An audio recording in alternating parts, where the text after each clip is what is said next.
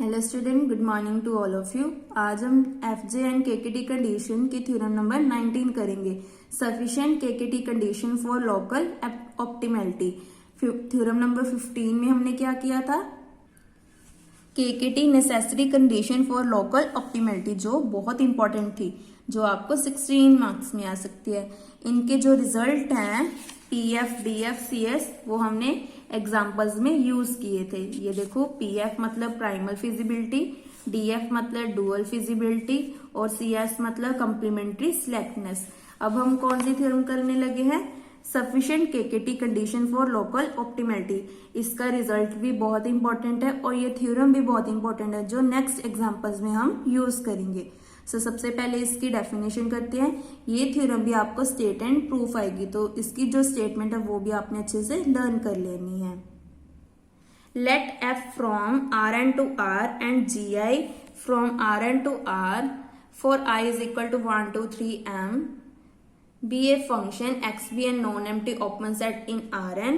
Consider the problem. Problem किसमें ली है हमने, प्राइमल प्रॉब्लम। प्राइमल प्रॉब्लम हमेशा किसमें होती है, minimum. f of x subject to x belongs to s where s is equal to x belongs to capital X, gix less than equal to 0 where I is equal to 1 2 3 up to m।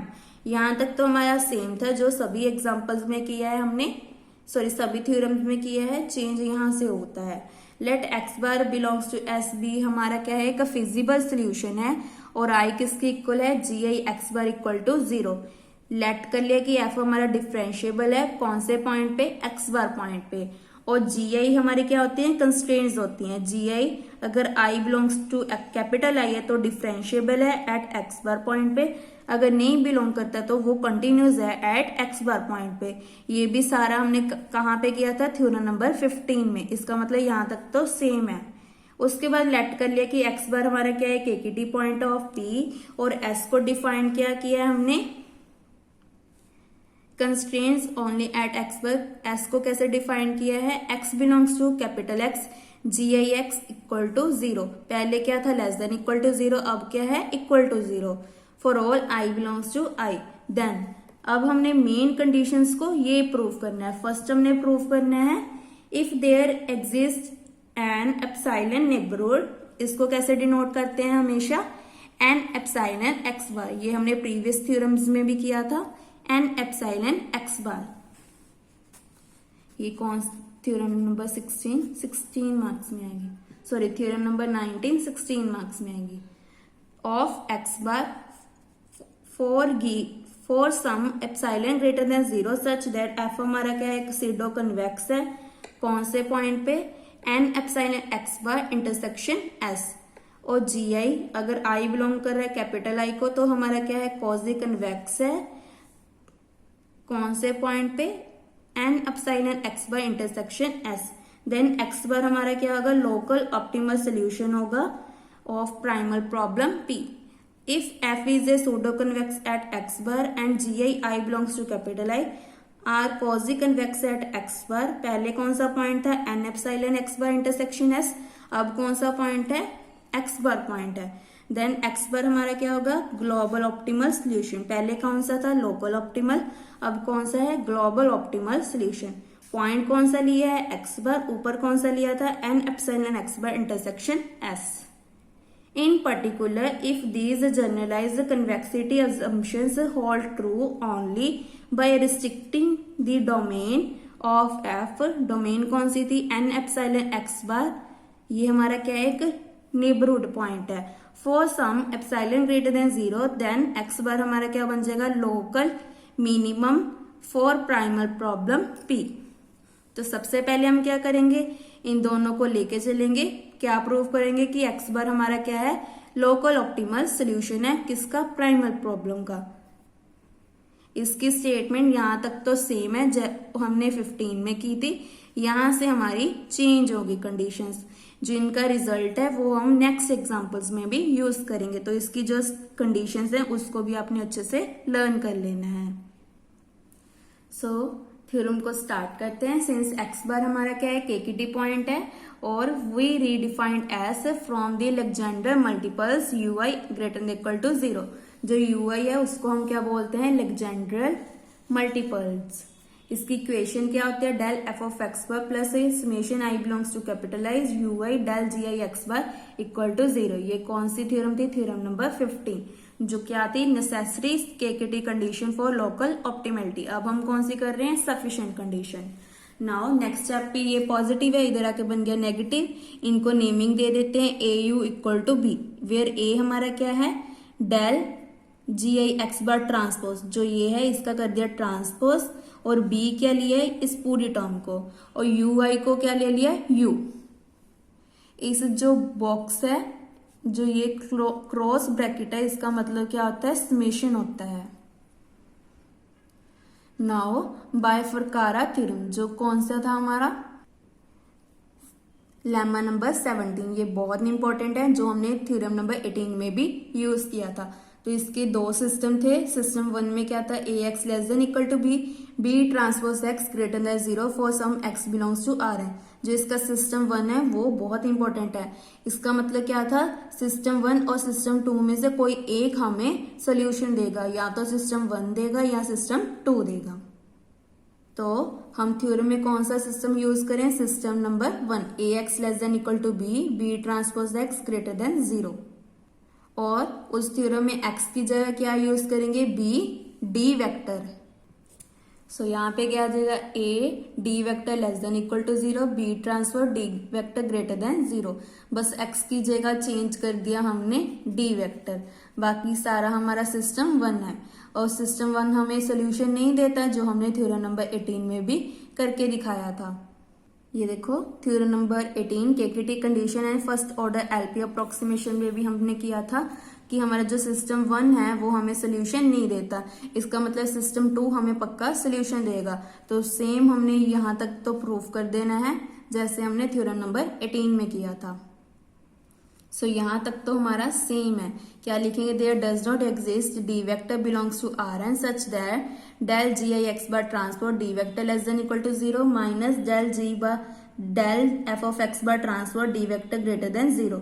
और minus को finish करने के लिए negative के साथ multiply कर दिया तो लेस देन इक्वल टू 0 आ गया, क्योंकि अगर माइनस के साथ मल्टीप्लाई कर रहे हैं तो यहाँ पे ग्रेटर देन है तो पक्का यहाँ पे लेस देन इक्वल टू आएगा। इसका मतलब F not intersection G dash किसके इक्वल आ गया, 5 के। ये हमने दोनों पहले भी की थी। एफ नॉट किसके इक्वल होता है, del F of x bar transport d vector less than 0। ये सारी थ्योरम्स अब सिमिलर चल रही हैं, इनमें सभी जो रिजल्ट हैं वो सेम चल रहे हैं। ये हमने सेम किया था थ्योरम नंबर 18 में।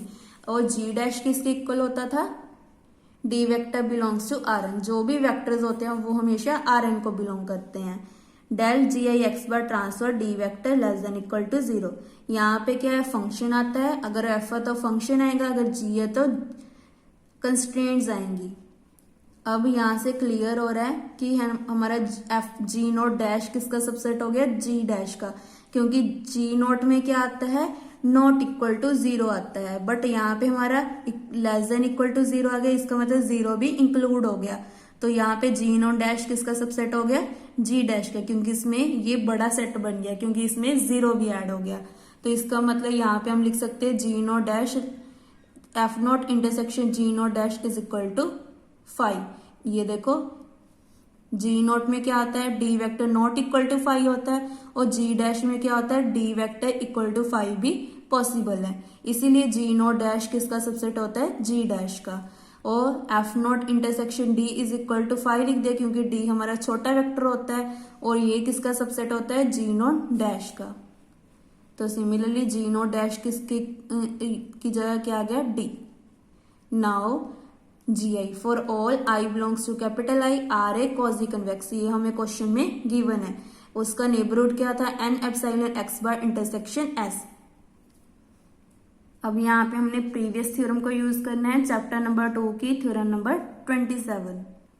जो इन्होंने रीजन दे रखा है यहाँ पे इन्होंने गलत दे रखा है, क्योंकि चैप्टर 2 में ओनली थ्योरम 12 है, 12 थ्योरम्स हैं, तो थ्योरम नंबर 27 तो हो ही नहीं सकती, इसलिए इसका जो रीजन है वो गलत दे रखा है। आप सीधा देखो, अगर कोई भी फंक्शन कन्वेक्स होता है तो वो पक्का कॉजी कन्वेक्स होता है, तो इसलिए जो इसका नेबरहुड है वो क्या बन गया, कन्वेक्स सेट बन गया इन आर एन में।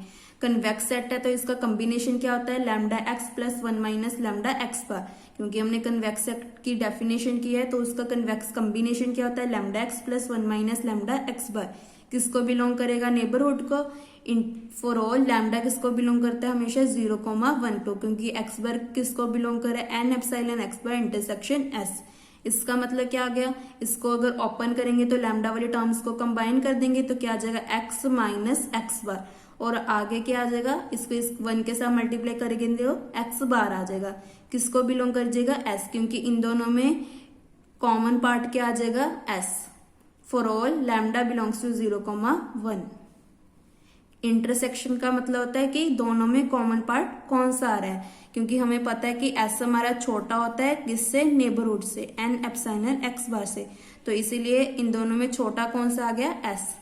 ऐसे ही हमने क्या किया, यहाँ पे क्या आ जाएगा, 0,1 की जगह 0, डेल्टा, क्योंकि ये बहुत छोटी होता है लैम्डा की वैल्यू, 0.00 समथिंग कोई भी वैल्यू ले सकते हैं। इसका मतलब क्या आ गया, एक्स माइनस एक्स बार किसको बिलोंग कर गया, हमारा डी को। Restricting the domain of f to N epsilon x bar intersection S, we get f हमारा क्या बन गया, सूडो कन्वेक्स बन गया, कौन से पॉइंट पे, N epsilon x bar intersection S पे। और इसका मतलब क्या है, एक्स बार किसको बिलोंग कर रहा था, N epsilon x bar intersection S, तो इसकी जगह हम क्या लिख सकते हैं कि एफ हमारा सूडो कन्वेक्स है कौन से पॉइंट पे, एक्स बार पॉइंट पे, इसकी जगह हमने क्या लिख दिया, एक्स बार। इसका मतलब क्या है, x bar is a local optimal solution of P over N epsilon x bar intersection S, hence f bar is a local minima on more restricting problem P.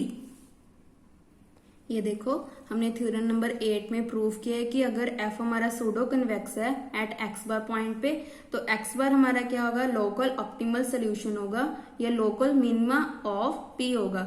x bar is A point of local minima of p। x bar point हमारा क्या बन जाएगा, एक local minima point बन जाएगा, किसका, primal problem p, जिसमें conditions हमारी क्या क्या होनी चाहिए, एक नेबरहुड एप्सिलॉन नेबरहुड एग्जिस्ट करना चाहिए, N epsilon x bar of x bar for some epsilon greater than 0 such that x minus x bar belongs to D. ये हमने अभी प्रूव किया है। फॉर ऑल एक्स किसको बिलोंग कर रहा है, हमारा N epsilon x bar intersection S. तो सभी कंडीशंस हमारी सेटिस्फाई होती है, इसीलिए हमारा एक्स बार पॉइंट कौन सा बन गया, local minima of P point बन गया। और ये मेरी बुक का पेज नंबर 138 है, तो वहां से आप इसको देख सकते हैं। अगर आपको ये थ्योरम नहीं मिल रही तो मेरे डिस्क्रिप्शन में प्लेलिस्ट का लिंक गिवन है, आप वहां से भी थ्योरम नंबर 8 कर सकते हैं। और ये थ्योरम बहुत इंपॉर्टेंट है जो 2020 और 16 में आई है। तो यहाँ पे मैं लिख देती हूँ पेज नंबर 138। सो यहां से हमारा बन गया x bar local minima on more restricting problem P. अब हमने सेकंड पार्ट में क्या प्रूव करना है, अगर एफ हमारा सूडो कन्वेक्स है एट एक्स बार पॉइंट पे, जी आई हमारा क्वाजी कन्वेक्स है एट एक्स बार, देन एक्स बार हमारा ग्लोबल ऑप्टिमल सोल्यूशन होगा ऑफ प्रॉब्लम पी का। Since x belongs to S, be any feasible solution of P in the redefined set S। redefined मतलब जो हमने new define किया है set.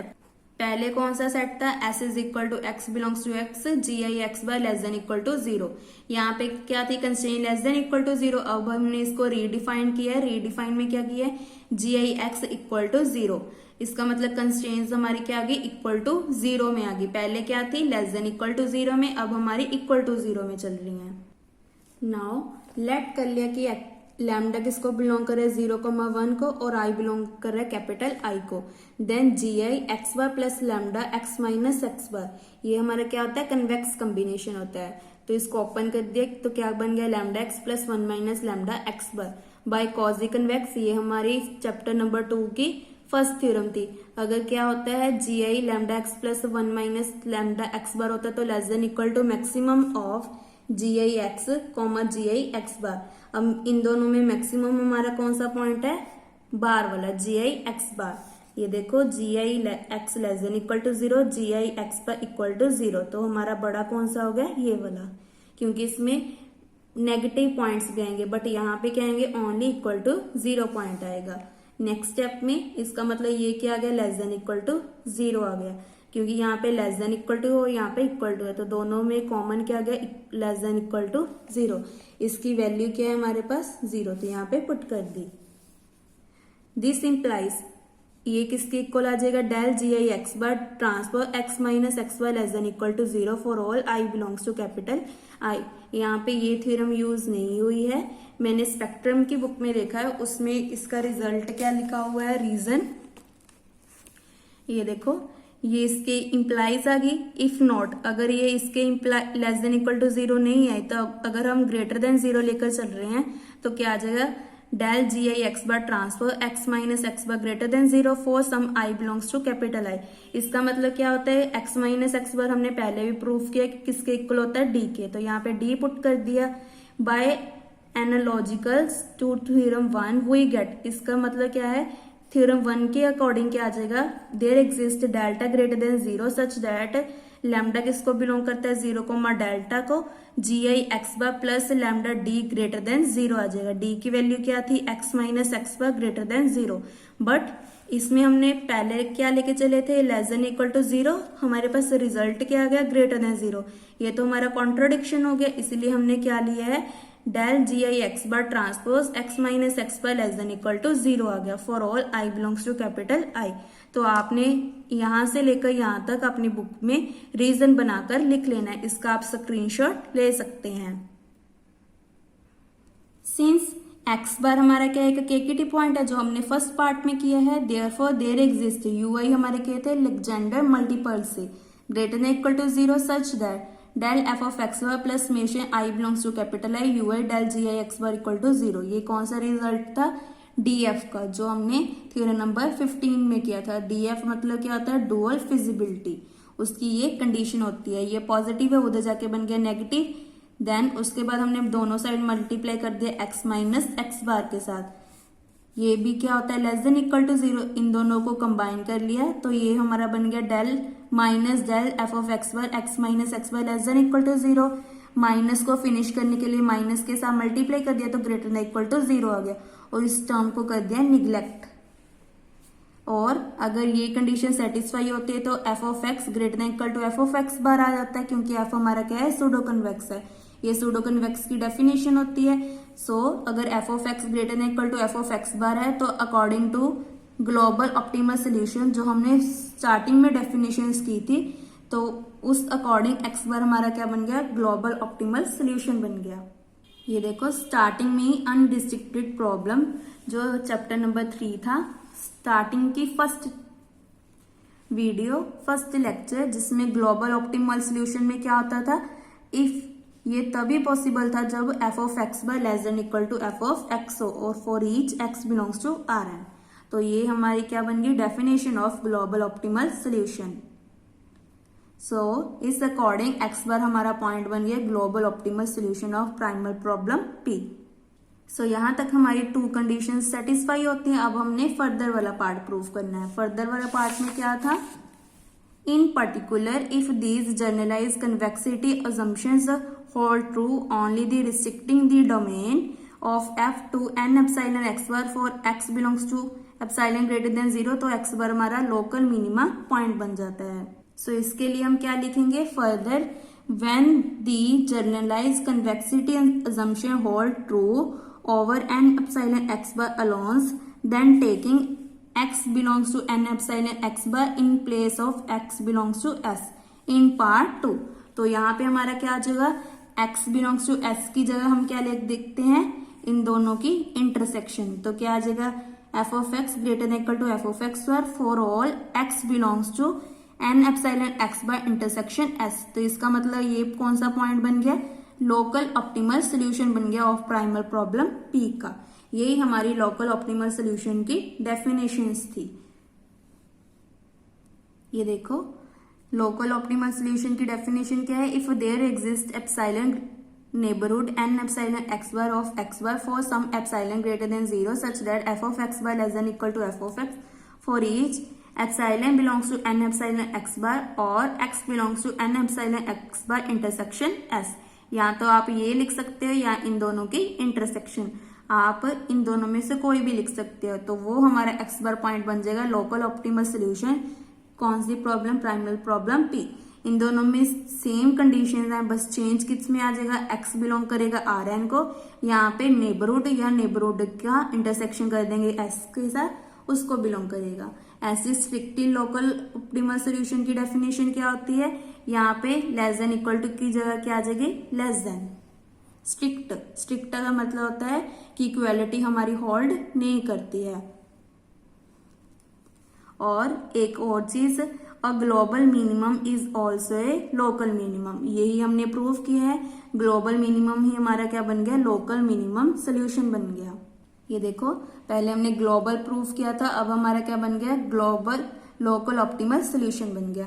या आप बोल सकते हैं ग्लोबल मिनिमम इज, इसको लिख सकते हैं ग्लोबल मिनिमम सोल्यूशन, इसको लिख सकते हैं लोकल मिनिमम सोल्यूशन। तो इसी के साथ हमारी थ्योरम कंप्लीट होती है। सबसे पहले हमने क्या प्रूफ किया है, पहले तो एक नेबरहुड लिया N epsilon x bar of x bar point C. अगर एफ हमारा सूडो कन्वेक्स है और जी आई हमारा क्वाजी कन्वेक्स है, देन एक्स बार हमारा क्या होगा, लोकल ऑप्टिमल सोल्यूशन होगा of primal problem P. Point हमने कौन सा लिया, N epsilon x bar intersection S का। अगर पॉइंट एक्स बार ले रहे हैं तो वो कौन सा होगा, एक्स बार पॉइंट बन जाएगा हमारा ग्लोबल ऑप्टिमल सोल्यूशन बन जाएगा। ऐसे अगर इस पे रिस्ट्रिक्शन लगा देंगे डोमेन पे, तो वो क्या बन जाएगा, लोकल मिनिमा बन जाएगा ऑफ प्राइमल प्रॉब्लम पी का। तो ये बहुत ही इंपॉर्टेंट थ्योरम है, जिसके रिजल्ट नेक्स्ट एग्जांपल्स में हम यूज करेंगे। तो इसी के साथ हमारी थ्योरम 19 कंप्लीट होती है। अगर इसमें कोई भी डाउट हो तो आप मुझे कमेंट करके पूछ सकते हैं। Thank you.